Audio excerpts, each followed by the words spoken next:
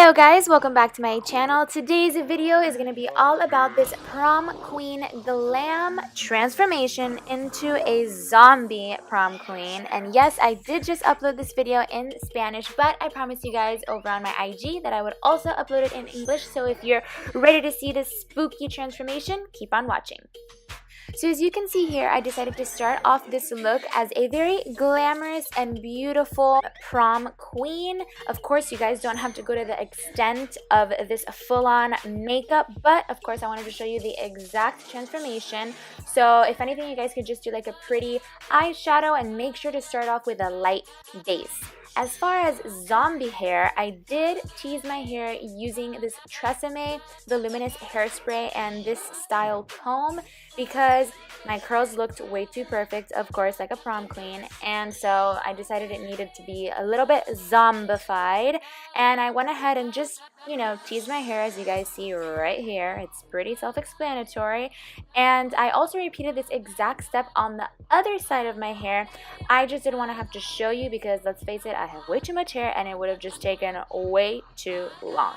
So to start off the actual zombie transformation of this makeup, I am taking this No Filter Concealer from ColourPop, and it is a super light color. And I'm just applying it where I'd normally apply my concealer. And you guys don't have to do this step if you already used a super light base, but just because I had a bunch of makeup on before, that's why I chose to do so. So to set all of this concealer, I'm using the Infallible Pro Glow Powder in a super light shade, number 22 from L'Oreal. And in order to create those like under eye circles, super dark and making you seem all pretty much dead, I am now applying some black eyeshadow right under here with a fluffy brush, as you guys can see. Again, pretty self-explanatory, and I made sure to also repeat this step on the other side.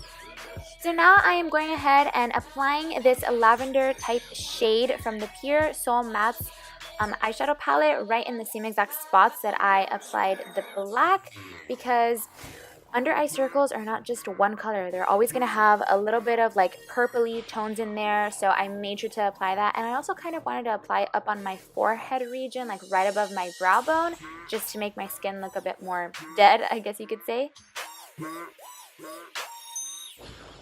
Now, I decided to use this like orange tone, flesh-like shade for some reason. I don't know, I thought it was gonna do a little more than what it did, so you guys can just skip that step in all honesty. So I did want my look to be a bit more purpley, so I just went ahead and took that shade that you guys saw, again from the Pure palette. I'm going to be using that one a lot throughout this entire tutorial, and I was just bringing that down all the way to my neck because, as you'll see later on, we are going to make some zombie wounds, and so we want the skin to look like it's kind of infected and all bruised and gross, and this is just the beginning of that. You know I couldn't skip out on my contour, even as a zombie. So I'm just going ahead and applying this black shadow, but very little of it, okay? So it's kind of like a gray contour, I would say, and basically just in these regions that you guys see here along the cheekbone, just to make my face look a little bit more sucked in. Okay, so now it's time for the fun part. I'm using this liquid latex that I got at Party City. I know you guys could also get this at Spirits Halloween in Miami and a bunch of other places, but basically what I did was break up these little cotton pads that you normally would use to take your makeup off, and then apply that liquid latex onto my skin and basically use it to kind of glue these cotton things onto my neck, as you see right now. And then once I put that onto my neck, I went ahead and added more liquid latex just to make sure everything is glued. I want to make sure that the wound seems pretty realistic, I would say. And so I just went ahead and also applied one on my cheekbone, basically repeating the same exact steps.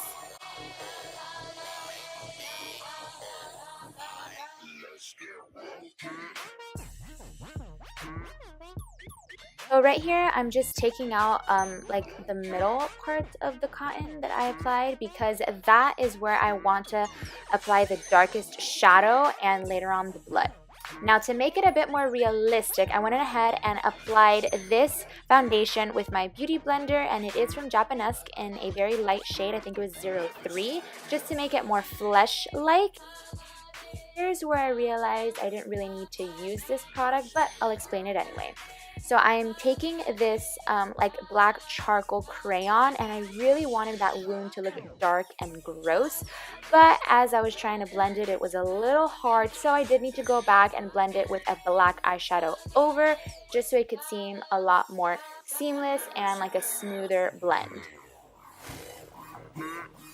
Now, to add more dimension to that wound right there and to continue covering it, I am taking all the purple shades from that Pure Cosmetics palette and just putting that literally in random places along the so-called wound.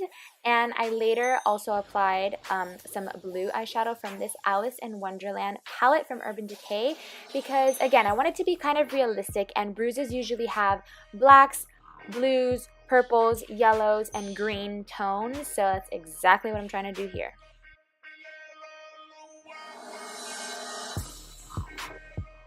And now I'm just applying these green and yellow shades. And by the way, that whole palette is from ColourPop, but the actual shadows is from Gabriel Productions, so I don't know, you guys can check them out online because I'm pretty sure he has an online store. But anyway, I did add some yellows and greens on the more outer parts of that zombie wound, and of course I went ahead and repeated the same exact steps on the other wounds that I created earlier. So now it's time for the blood. This is a scabbing blood gel type thing I also bought on Party City, but you guys could shop wherever you want, Amazon, Cinema Secrets, Ben Nye. Basically, I wanted to have the most bloody part in the inner center part of the wound, and I didn't want it to look too red. I wanted it to look a little dark, so that's why I really was putting it mostly in the center and then just taking a little spatula to blend it out. But it's also super important to make sure you use some sort of shadow, like a purpley shadow, to still continue with that whole bruised look, just to make sure everything is like nice and zombie-esque. And of course, I'm sure you guys could tell that I have my very pretty pink lipstick on right now, and that's about to change because I went ahead and added some of that black shadow to the very inner portion of my lips just to make it a little bit more scary and zombie-like. And right here is where you guys can stop if you don't want to add any extra product, but of course, I decided to add some spray blood just to make the wound seem a little bit more fresh, like if this literally happened at prom and she just converted into this zombie prom queen in one night. But anyway, guys, there you have it, the full transformation. I hope you enjoyed this video. Remember, I also posted it in Spanish if you want to go check that out too. Please like, share, and subscribe to my channel if you want to see more posts like this. Thanks, guys.